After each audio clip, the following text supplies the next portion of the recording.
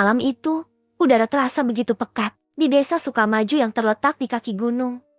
Rina, seorang wanita muda yang tengah hamil 9 bulan dengan bayi kembar, tengah bergelut dengan perasaan gelisah yang tidak jelas asalnya. Angin berhembus lembut melalui jendela kamar, membawa aroma tanah basah yang samar-samar menenangkan. Namun perasaan aneh itu tak kunjung pergi. Mas Bayu, perutku mulai sakit lagi, keluh Rina sambil memegang perutnya yang besar. Wajahnya pucat, dan keringat dingin membasahi pelipisnya meskipun udara malam cukup sejuk. Bayu, suaminya, yang baru saja selesai menyiapkan teh hangat, segera mendekat. Sakitnya seperti tadi siang, atau lebih parah? Tanyanya cemas. Rina mengangguk lemah. Lebih parah. Rasanya seperti ada yang menekan dari dalam. Bayi kita mungkin ingin keluar, ucapnya dengan suara bergetar. Sabar, Rin, mungkin ini cuma mati lampu biasa, ujar Bayu, berusaha tetap tenang meskipun hatinya mulai gelisah. Dia meraba-raba mencari senter di laci meja. Ketika cahaya senter menyala, wajah Rina terlihat semakin pucat. Mas, aku dengar suara itu lagi, bisiknya pelan. Bayu berhenti sejenak, mendengarkan. Tidak ada apa-apa kecuali suara jangkrik. Suara apa? Rin, tanyanya sambil mendekat. Suara perempuan menangis, persis seperti tadi siang, jawab Rina. Matanya memandang ke arah jendela yang setengah terbuka. Aku dengar itu waktu kamu ke pasar, tapi aku pikir itu cuma halusinasi. Bayu menelan ludah. Mungkin itu cuma angin. Ayo kita fokus ke kamu dan bayi kita dulu. Bayu membantu Rina berdiri, meskipun ia harus menahan sakit di perutnya yang semakin kuat. Mereka berjalan pelan ke pintu depan. Namun, sebelum sempat keluar, suara tangisan itu terdengar lagi. Kali ini lebih jelas, dan seolah berasal dari dalam rumah. Mas, itu bukan angin, Rina berbisik ketakutan. Bayu menggenggam tangannya lebih erat. Aku akan periksa. Kamu tunggu di sini. Tidak, jangan tinggalkan aku, Rina memohon.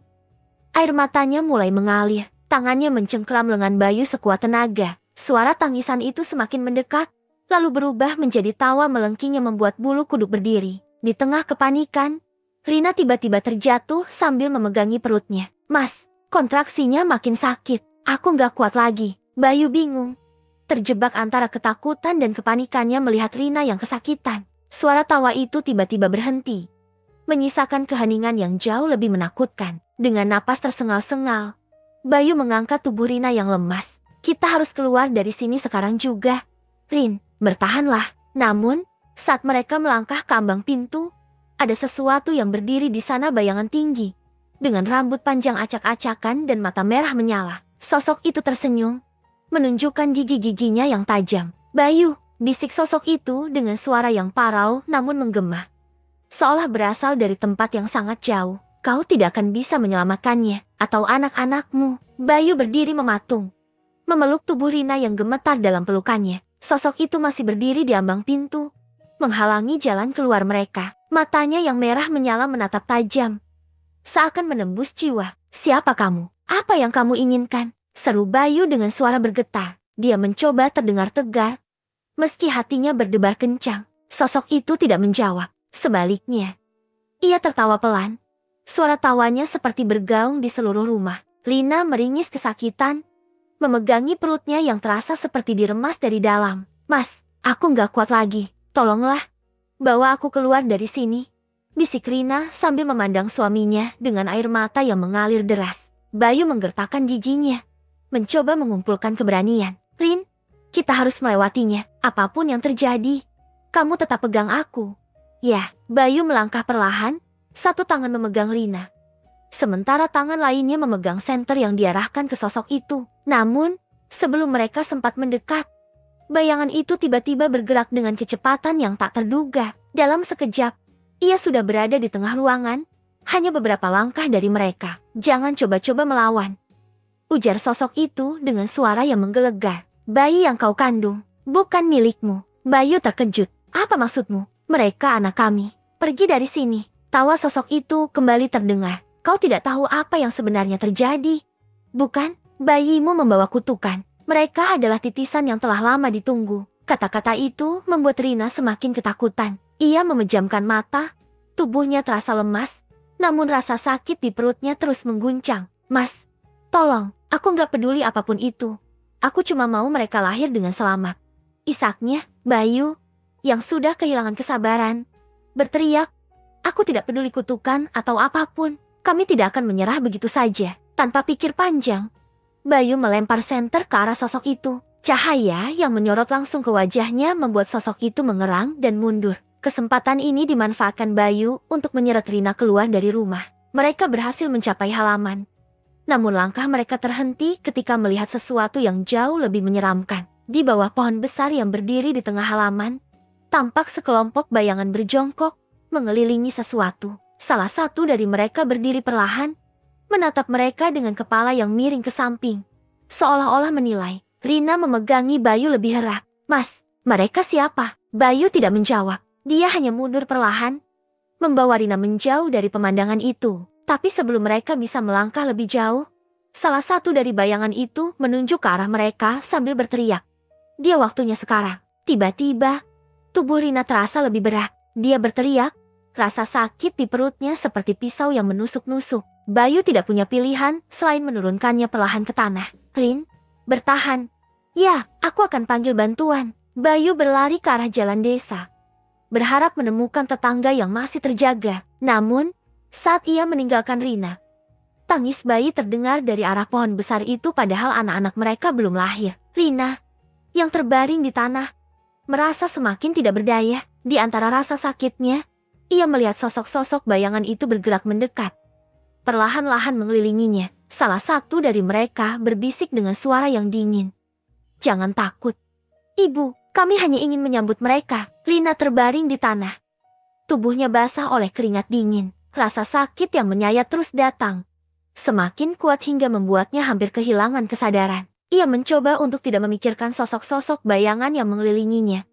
Namun suara tawa kecil mereka dan langkah kaki yang nyaris tidak terdengar membuat bulu kuduknya meremang. Bayangan tertinggi dari kelompok itu mendekat perlahan, menunduk hingga wajahnya hampir sejajar dengan Rina. Dengan senyuman yang menyeringai, ia berbisik, "Mereka sudah diambang dunia ini.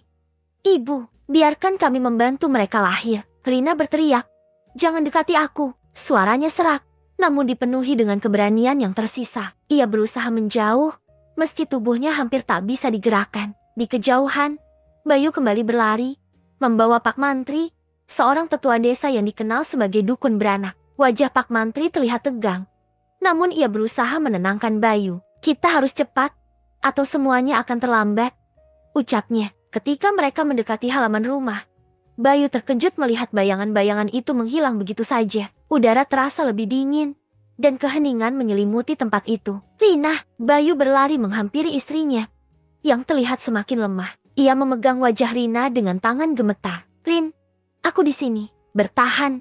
"Ya." Pak Mantri segera berlutut di samping Rina. "Bu Rina, tarik napas dalam-dalam. Kita harus segera bantu bayinya keluar. Jangan panik."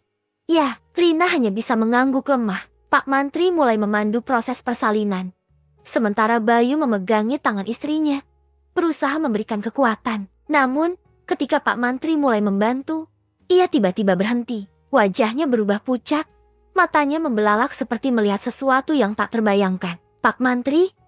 Kenapa?" tanya Bayu panik. Pak Mantri tak menjawab, tangannya gemetar, dan ia hanya bisa berbisik, Ini bukan persalinan biasa." Saat itu, tangis bayi pertama terdengar, nyaring dan memilukan. Bayu merasa lega sejenak, namun segera berubah menjadi cemas ketika melihat sesuatu yang aneh pada bayi itu. Kulitnya terlihat terlalu pucat, hampir transparan, dan matanya berwarna merah samar. Rina mencoba melihat bayinya, tetapi sebelum ia sempat menyentuhnya, tangis bayi kedua bergema. Suara tangis itu terasa berbeda dalam dan menggema, seperti berasal dari jurang tak berdasar. Pak Mantri menatap Bayu dengan wajah penuh ketakutan. Bayi-bayi ini, mereka membawa sesuatu. Aura mereka terlalu kuat. Tiba-tiba, angin kencang berhembus, mengguncang pohon-pohon di sekitar mereka. Sosok-sosok bayangan yang tadi sempat menghilang kembali muncul. Kali ini lebih banyak. Mereka berdiri di tepi halaman. Mata merah mereka menatap tajam ke arah bayi-bayi itu. Salah satu dari mereka, yang tampak seperti pemimpin, berbicara dengan suara parau. "Anak-anak ini milik kami. Kembalikan mereka." Bayu berdiri di depan Rina, melindungi istrinya dan anak-anaknya. "Tidak, mereka anak kami. Kalian tidak akan mengambil mereka." Rina menangis. Tubuhnya semakin lemah. Ia memegang salah satu bayinya dengan gemetar. Mas, apapun yang terjadi, lindungi mereka. Sosok pemimpin itu tertawa dingin. Kau tidak bisa melawan takdir. Manusia, mereka telah dipilih. Udara di sekitar mereka semakin berat. Bayu menggenggam tangan Rina erat-erat. Sementara Pak Mantri memejamkan mata, berdoa dengan khusyuk. Namun, di tengah kekacauan itu, salah satu bayi tiba-tiba menangis lebih keras. Dan tangisannya memancarkan cahaya terang yang memecah kegelapan. Sosok-sosok bayangan itu menjerit, menutupi wajah mereka. Dan perlahan-lahan menghilang dalam bayangan malam. Bayu dan Rina hanya bisa terdiam.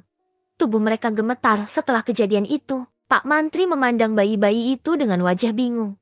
Namun penuh rasa hormat. Ada kekuatan besar dalam anak-anak ini, bisiknya. Tapi kekuatan itu bisa menjadi berkah atau kutukan. Bayu memeluk Rina dan bayi-bayinya erat. Apapun yang terjadi, mereka adalah anak-anak kami. Kami akan melindungi mereka. Namun, jauh di dalam kegelapan, tawa lembut terdengar, seolah memberi peringatan bahwa ini baru permulaan. Malam yang mencekam telah berlalu. Tapi ketegangan masih menyelimuti rumah Rina dan Bayu. Setelah peristiwa di halaman itu, Pak Mantri membantu membawa Rina dan bayi-bayi kembarnya kembali ke dalam rumah. Namun, rasa tenang yang mereka harapkan tidak kunjung datang. Rina terbaring di ranjang, memeluk kedua bayinya dengan penuh kasih sayang meski tubuhnya masih lemah. Bayi pertama terlihat sehat, kulitnya bersinar hangat dan matanya hitam legam seperti bayi pada umumnya. Tapi bayi kedua berbeda, kulitnya lebih pucat, dan matanya tampak bersinar merah samar ketika cahaya mengenainya. Mas, aku takut, bisik Rina sambil menatap bayi kedua yang sedang tidur. Kenapa mereka begitu berbeda? Bayu, yang duduk di sampingnya, memegang tangan istrinya. Aku nggak tahu, Rin, tapi apapun yang terjadi, mereka tetap anak kita. Kita akan cari cara untuk melindungi mereka. Pak Mantri duduk di sudut ruangan, memandangi bayi-bayi itu dengan ekspresi cemas. Ada yang tidak biasa dengan anak kedua. Bu Rina, Mas Bayu, aku pernah dengar cerita seperti ini, tapi tidak pernah menyangka akan melihatnya sendiri. Bayu menoleh cepat. Cerita apa maksudnya? Pak Mantri menghela napas panjang, lalu mulai bercerita. Dulu, ada legenda tentang seorang perempuan di desa ini yang bersekutu dengan kekuatan gaib untuk mendapatkan keturunan. Ia melahirkan anak-anak yang membawa kekuatan besar, satu mewakili terang, dan satu lagi gelap. Anak-anak itu disebut sebagai penjaga keseimbangan. Tapi jika tidak dirawat dengan benar, kekuatan gelap bisa menghancurkan segalanya. Rina mendengarkan dengan napas tertahan. Apa maksudnya ini semua ada hubungannya dengan kami? Pak Mantri menggeleng pelan. Aku tidak tahu pasti, tapi apa yang aku lihat malam ini, anak kedua kalian membawa tanda itu. Mereka mungkin telah dipilih untuk sesuatu yang jauh lebih besar. Tiba-tiba, bayi kedua mulai menangis.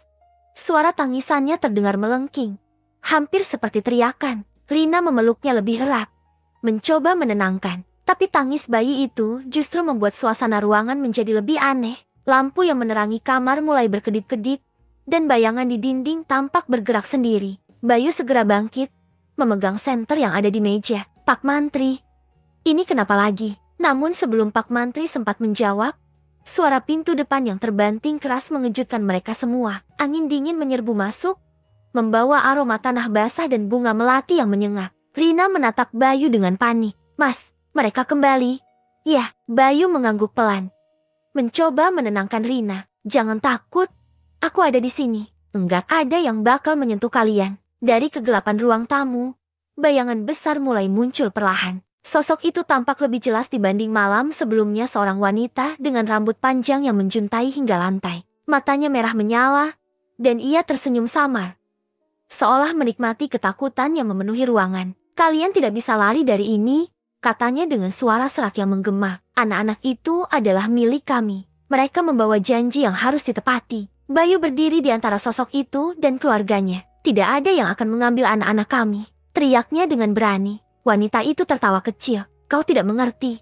Manusia, aku hanya perantara. Kegelapan sudah ada dalam darah mereka. Ini hanya masalah waktu. Pak Mantri yang masih duduk di sudut ruangan mulai membaca doa-doa dengan lantang. Suaranya bergetar, namun penuh keyakinan. Saat doa-doa itu terdengar, sosok wanita itu berhenti sejenak, lalu menyeringai lebar. Doa tidak akan mengubah apa yang telah ditetapkan, katanya sebelum menghilang perlahan ke dalam bayangan, meninggalkan aroma melati yang semakin kuat. Setelah sosok itu menghilang, Tangis bayi kedua mereda. Suasana ruangan kembali hening.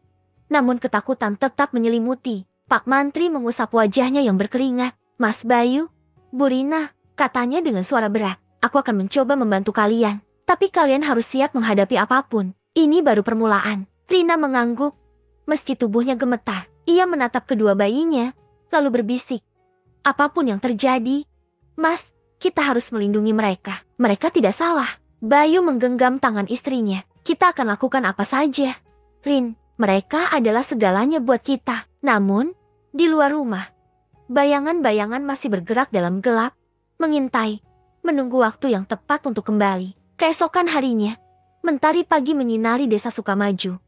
Tapi cahaya itu terasa asing seolah-olah membawa keheningan yang mencekam. Rina dan Bayu belum tidur semalaman. Mereka duduk di ruang tamu dengan bayi-bayi mereka, mencoba memahami apa yang baru saja terjadi. Pak Mantri, yang juga tidak beranjak dari rumah itu, berdiri di dekat jendela, memandang ke arah luar. Kita tidak bisa menunggu lebih lama. Jika legenda itu benar, anak-anak ini akan menjadi perebut keseimbangan dunia dan kekuatan gelap pasti akan terus mengintai mereka. Rina menggenggam erat bayi pertamanya yang masih tertidur lelap. Apa yang harus kami lakukan? Pak, aku tidak ingin kehilangan mereka. Pak Mantri mendesah dalam-dalam. Ada satu cara, tapi kalian harus siap menerima konsekuensinya. Bayu menatap Pak Mantri dengan mata penuh tekad. Apapun itu, kami akan lakukan. Pak Mantri berbalik. Matanya menyiratkan keengganan. Kita harus membawa mereka ke hutan keramat di lereng Gunung Salaka. Di sana, terdapat sebuah batu suci yang konon bisa menyegel energi gelap. Tapi ritual itu hanya bisa dilakukan sekali, dan risikonya tinggi. Salah satu anak mungkin akan kehilangan sebagian kekuatannya, atau nyawanya. Rina tertegun. Air mata langsung membasahi pipinya. Tidak, aku tidak bisa mengambil risiko itu. Bayu memeluk bahunya, mencoba menenangkannya. Rin, kita tidak punya pilihan lain. Jika kita diam, mereka akan terus memburu kita. Kita harus melindungi mereka. Setelah berunding cukup lama, akhirnya mereka memutuskan untuk mencoba. Dengan membawa bayi-bayi mereka dan beberapa perlengkapan seadanya, mereka memulai perjalanan ke hutan keramat. Jalan menuju tempat itu terjal dan berbahaya. Ditambah lagi dengan suasana desa yang terasa semakin aneh, orang-orang memandang mereka dengan ekspresi dingin, seolah-olah tahu sesuatu yang tidak mereka ungkapkan. Ketika mereka tiba di pinggir hutan, suara angin berdesir membawa bisikan-bisikan aneh. Lina menggenggam bayi-bayinya erat, sementara Bayu dan Pak Mantri memimpin jalan. Mereka terus berjalan hingga mencapai batu besar yang disebut dalam legenda. Batu itu berdiri megah di tengah lingkaran pohon-pohon tua, dan sekelilingnya dipenuhi simbol-simbol kuno yang tak bisa dibaca. Pak Mantri mulai menyiapkan ritual, membakar dupa dan membaca doa-doa dalam bahasa kuno. Udara di sekitar mereka semakin berat, seakan-akan ada sesuatu yang tidak terlihat sedang mengamati. Bayi kedua, yang matanya berkilauan merah, mulai menangis lagi. Suara tangisannya membuat angin berhembus semakin kencang. Tidak ada waktu lagi. Letakkan bayi-bayi itu di atas batu, perintah Pak Mantri. Rina ragu-ragu. Hatinya terasa seperti terbelah.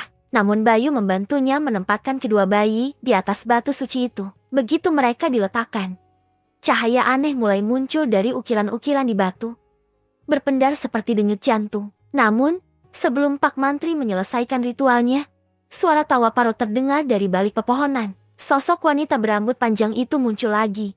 Kali ini membawa bayangan-bayangan yang lebih besar dan menyeramkan. Kalian pikir bisa menyegel kami? Ini sudah takdir. Suaranya menggelegar, dan bayangan-bayangan itu mulai merangsek ke arah mereka. Bayu berdiri di depan batu, melindungi keluarganya. Tidak ada yang akan mengambil anak-anak kami.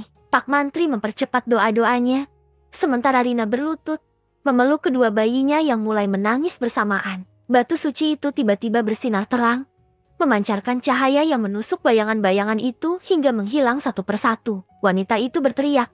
Tubuhnya mulai larut dalam cahaya. Namun sebelum benar-benar lenyap, ia berbisik pelan. Kalian belum menang. Ketika ritual selesai, keheningan menyelimuti. Bayu dan Rina menatap bayi-bayi mereka, yang kini tertidur tenang di atas batu. Cahaya dari batu suci perlahan redup, meninggalkan jejak-jejak hangat di udara. Pak Mantri menatap mereka dengan lega. Kalian telah menyegel kegelapan untuk sementara waktu. Tapi ingat, tugas kalian belum selesai. Anak-anak ini akan tumbuh membawa kekuatan besar. Kalian harus mengajari mereka untuk memilih jalan yang benar. Rina mengangguk, menahan tangis. Kami akan menjaga mereka. Kami akan melindungi mereka. Apapun yang terjadi. Bayu merangkul Lina.